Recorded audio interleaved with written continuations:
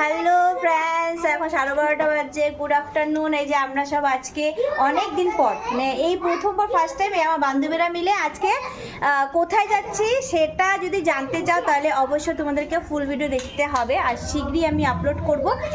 তো দেখো এখানে সবাই রেডি হয়ে গেছে, তো বাচ্চা কাচ্চা সব চশমা পরে রেডি। ও চশমা, ও দেখো বাচ্চা কাচ্চা রেডি, দেখো। তো